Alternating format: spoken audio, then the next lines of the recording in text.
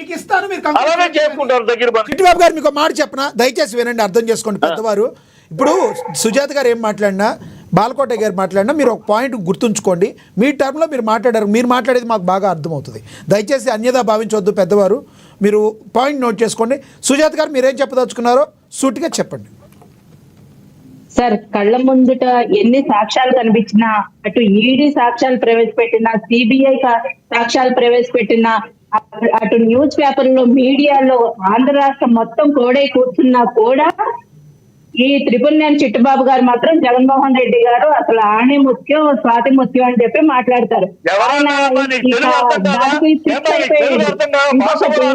ఇంకొకటి వైసీపీ నాయకులే జగన్మోహన్ రెడ్డి గారు అరెస్ట్ అవ్వబోతున్నారని చెప్తున్నా కూడా ఈ చిట్టుబాబు ఆయన వాదన ఆయనే వినిపిస్తారు.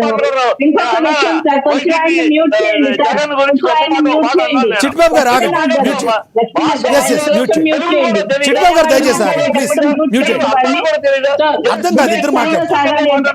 ఎదుటి వాళ్ళు మాట్లాడేది అన్నప్పుడు కనీసం వినండి, నేర్చుకోండి.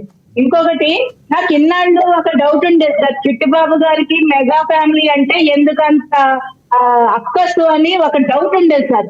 అంటే అటు పవన్ కళ్యాణ్ గారు కానీ, మెగా ఫ్యామిలీ కానీ, వాళ్ళు ఏది చేసినా తప్పని, జగన్మోహన్ రెడ్డి గారు ఏది చేసినా గొప్పని ఆయన ఏమంటారు, గుడ్డిగా వెనకేసుకొస్తారు.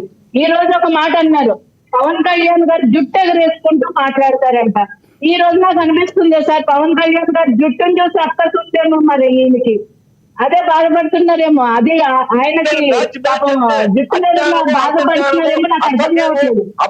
మనం డిబేట్ లో ఒక లిక్కర్ స్కామ్ గురించి మాట్లాడుతుంటే ఈ పెద్ద మనిషి వచ్చి పవన్ కళ్యాణ్ గారు జుట్టు ఎగరేసుకుంటూ మాట్లాడతారంటారా?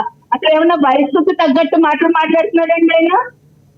ఎదురుగా పత్రికల్లో అన్ని సాక్ష్యాలు వస్తున్నాయి, ప్రతిరోజు న్యూస్ వస్తుంది, అన్ని కేసులు పడుతున్నాయి.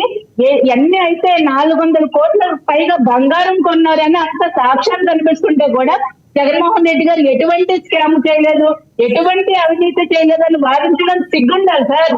రైట్, కంక్లూడ్ చేయండి సుజాత గారు, కంక్లూడ్ చేయండి. అసలు సిగ్గుందా? సుజాత చిట్టుబాబు అనే వ్యక్తి మాటలకి ఎటువంటి శాంతిటీ లేదు. వైసీపీ ఎటువంటి నీచమైన పార్టీయో ఆ పార్టీకి ప్రతినిధిగా చిట్టుబాబు అంతకంటే నీచమైన వ్యక్తి. అతని మాటల్ని ఎవరు పరిస్థితుల్లో లేరు. వారితో పాటు విచారణలో ఈ చిట్టుబాబును కూడా తీసుకెళ్లి పెట్టండి. ఈడీ అధికారులకు కూడా తెలియని విషయాలన్నీ తెలిసిన మహాజ్ఞాని, మరి వీళ్ళు కూడా తీసుకెళ్లి విచారించగలరు. కంక్లూడ్ చేయండి, పాయింట్ మీద కంక్లూడ్ చేయండి సుజాత గారు. 30 సెకండ్స్ కంక్లూడ్ చేయండి, కంక్లూడ్ చేయండి. ఖచ్చితంగా జగన్మోహన్ రెడ్డి గారు తను చేసిన అవినీతిని జైల్లోకి వెళ్ళడం కాదు.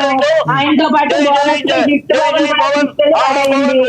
ఈయనేం చేశారు? చిట్టుబాబు గారిని ఎందుకు అరెస్ట్ చేస్తారండి? పాపం ఆయన ఏం చేశారు? అవినీతి పనులకి సపోర్ట్ చేస్తున్నాడు బాగా. ఈడీ అధికారులకు చెప్పమనండి, మరి వారికంటే కదా. రైట్ రైట్ చిట్టిబాబు గారు, అవినీతి పరులకి సపోర్ట్ చేసిన వాళ్ళు కూడా అరెస్ట్ చేయాలంటున్నారు జనసేన పార్టీ వాళ్ళు. ఖచ్చితంగా అందుకనే మిమ్మల్ని అరెస్ట్ చేయాలంటున్నారు ఆవిడ.